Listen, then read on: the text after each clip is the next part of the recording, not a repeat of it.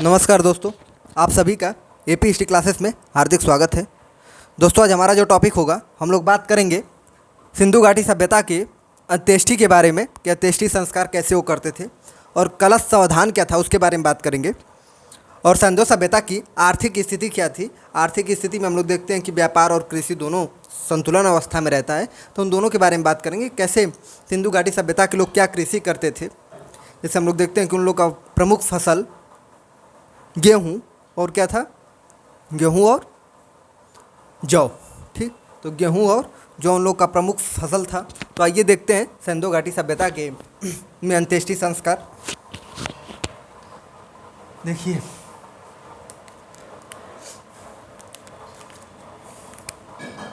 सिंधु घाटी सभ्यता में अंत्येष्टि के संस्कार जो थे वो 3 प्रकार के होते थे।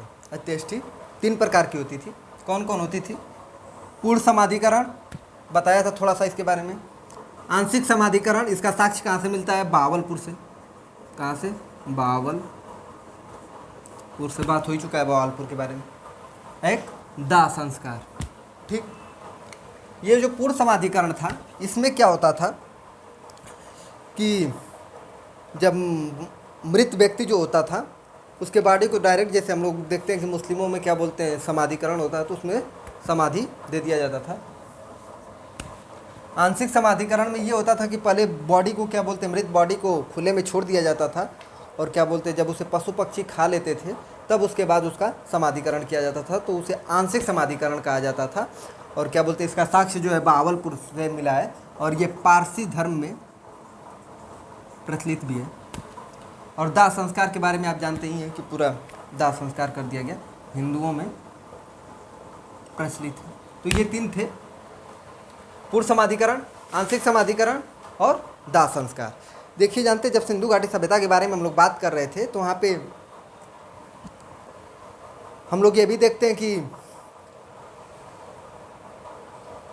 कई ऐसे स्थल है जहाँ से, जैसे लोथल से क्या बोलते हैं, 3 युग्म समाधान मिले। वहीं से मैंने यह भी बताया था कि सती प्रथा जैसी कुछ अनुभूति रही होगी और उसको इतिहासकारों ने बताया कि ये सती प्रथा जैसी कुरीति है। तो इसका भी मैं बताया था कि इसका उल्लेख कहाँ है, तो लोथल से इसका साक्ष्य प्राप्त हुआ है। तो लोथल से 3 युग्मित समाधान मिले हैं, दमदम से भी 3 युग्मित समाधान मिले हैं।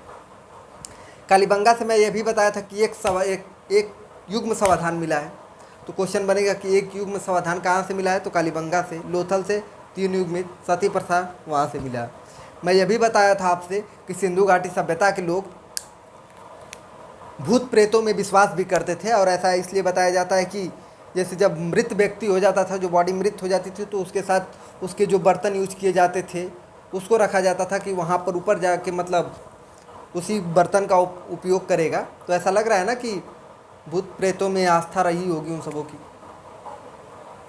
इसके साथ साथ मैं ये भी आपसे बताया हूँ कि कई ऐसे स्थल हैं जहाँ से मालिकों के साथ कुत्ते को दफनाने का साक्ष्य प्राप्त हुआ है। जैसे मैं बताया था कि रोपड़ से क्या हुआ है, तो मालिक के साथ कुत्ते दफनाने का साक्ष्य प्राप्त हुआ है। और यह भी मैं बताया था आपसे कि क्या बोलते हैं, कालीबंगा से मालिक के साथ बकरी को दफनाने का साक्ष्य प्राप्त हुआ है। और इसके साथ साथ मैं यह भी बताया था कि हड़प्पा से माँ के साथ बच्चों को दफनाने का साक्ष्य प्राप्त हुआ है। तो ये तीनों बात आप याद रखिएगा कि कालीबंगा से मालिक के साथ बकरी दफनाने का साक्ष्य, रोपड़ से मालिक के साथ कुत्ते दफनाने का साक्ष्य, बुरजोम को भी इसके साथ मैं लिंक किया था कि बुरजोम से मालिक के साथ कुत्ते दफनाने का साक्ष्य प्राप्त होता था। वहीं से गर्तावास का साक्ष्य प्राप्त होता था।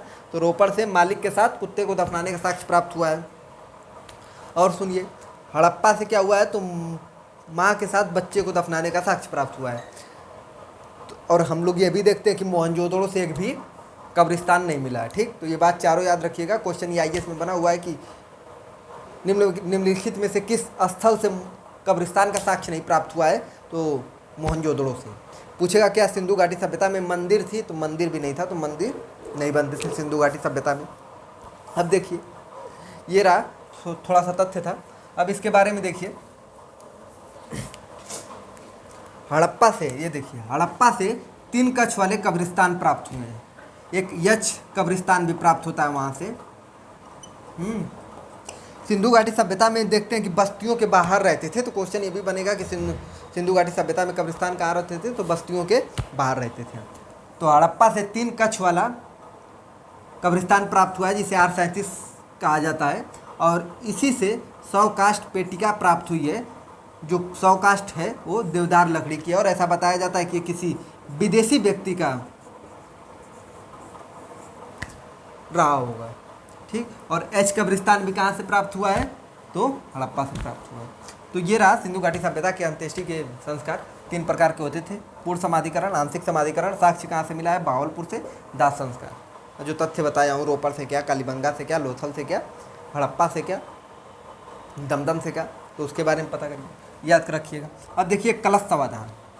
कलश समाधान में मोहनजोदड़ो एवं सुरकोटड़ा से प्राप्त हुआ है। जैसे कलश समाधान का साक्ष्य कहाँ से प्राप्त हुआ है, तो मोहनजोदड़ो और सुरकोटड़ा से प्राप्त हुआ है, इसको याद रखिएगा।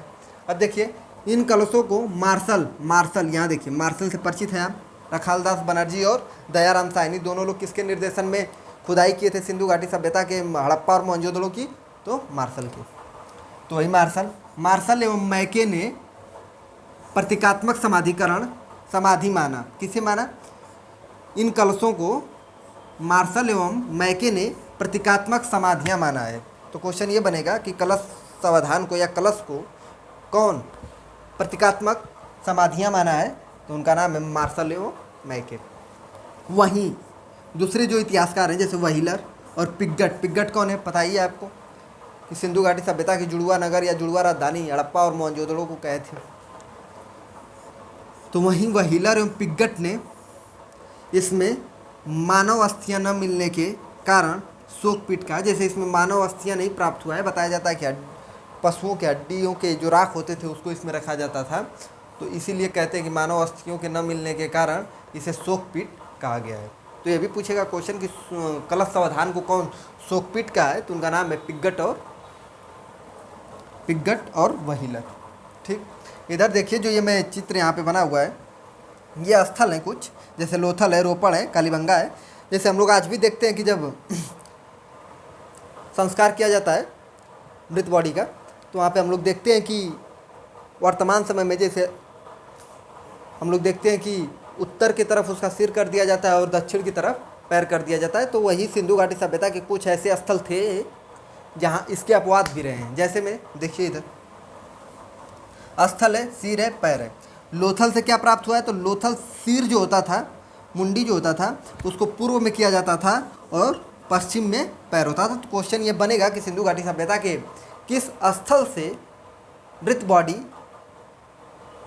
या मृत शरीर के पैर पूर्व में, सिर पूर्व में और पश्चिम में पैर रहते थे, तो क्या है, लोथल। ऐसे क्वेश्चन बनेगा आपको। रोपड़ से पश्चिम में पैर सिर है और पूर्व में पैर है। ये देखिए कालीबंगा में दक्षिण में सिर है और उत्तर में पैर है। और हम लोग क्या करते हैं, उत्तर में सिर और दक्षिण में पैर। यहाँ क्या है, दक्षिण में सिर है, उत्तर में पैर है। तो यहाँ पे देख लीजिए। अब देखिए ये तो रहा क्या बोलते हैं कलश समाधान के बारे में।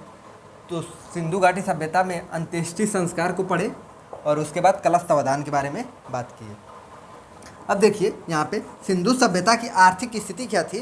तो सिंधु घाटी सभ्यता में जो आर्थिक स्थिति थी उसमें हम लोग देखते हैं कि कृषि और व्यापार दोनों था, तभी तो वो नगरीय सभ्यता बन चुकी थी।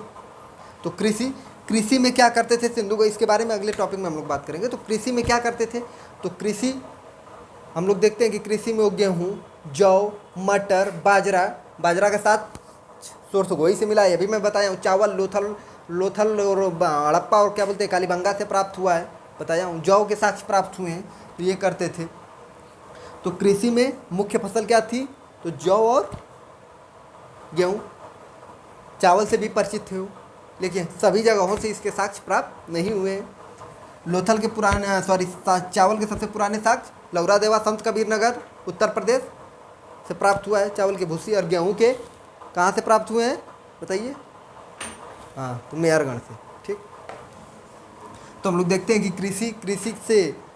कृषि में क्या बोलते हैं, गेहूँ और जौ के साक्ष्य प्राप्त होते हैं। और हम ये भी देखते हैं कि गेहूँ और जौ के साक्ष्य प्राप्त होते हैं। और हम लोग देखते हैं कि सिंधु घाटी सभ्यता किस तरह के औजारों का प्रयोग करते थे खेती करने के लिए, तो देखते हम लोग कि हल का प्रयोग करते थे, टेराकोटा का प्रयोग करते थे।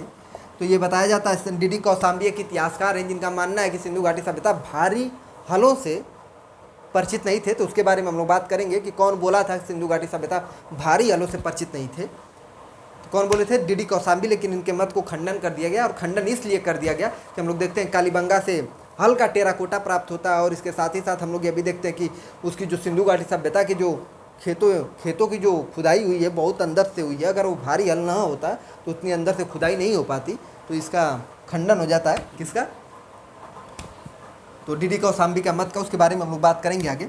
फिर हम लोग देखते हैं कि सिंधु घाटी सभ्यता कि जो कृषि के जो मतलब पानी की जो क्या बोलते हैं, कृषि के लिए जो पानी की व्यवस्था थी, तो ऐसा बताया जाता है कि सिंधु घाटी सभ्यता नहर से पानी लाते थे अपने खेतों में। तो ये सब नहीं था। नहर का साक्ष्य सिर्फ सुरतगोई अफगानिस्तान से मिला है। सबसे ज़्यादा कुओं का प्रयोग करते थे, तालाबों का प्रयोग करते थे सिंधु घाटी वासी। ठीक, तो क्या है, कुआं और तालाब का सबसे ज़्यादा प्रयोग होता था, और नहरों का प्रयोग सुरतगई से बस साक्ष्य उसका प्राप्त हुआ है। ठीक, अब देखिए सिंधु घाटी सभ्यता की आर्थिक स्थिति थी। आर्थिक स्थिति में हम लोग कृषि के बारे में देख लिए। अब जब व्यापारिक बारे में बात करेंगे, शिल्पों के बारे में बात करेंगे, तो वहाँ से फिर से विस्तार से करेंगे, और इसको दो पार्टों में हम लोग देखेंगे। एक तरफ कृषि कर लेंगे, एक तरफ व्यापार कर लेंगे, व्यापार से कैसे होता था। और ये भी हम लोग देखते हैं कि सिंधुवासी जो कृषि और क्या बोलते हैं पशुपालन भी करते थे। सिंधुवासी कृषि के साथ साथ पशुपालक भी थे वो, और व्यापार दोनों सिंधुवासियों के संतुलन की स्थिति में रहता है। तो इसके बारे में हम लोग बात करेंगे नेक्स्ट वीडियो में। ये तो मैं थोड़ा सा बस बता दिया कि कहाँ से क्या साक्ष्य प्राप्त हुआ है। ठीक, तो मिलते हैं दोस्तों नेक्स्ट वीडियो में। धन्यवाद।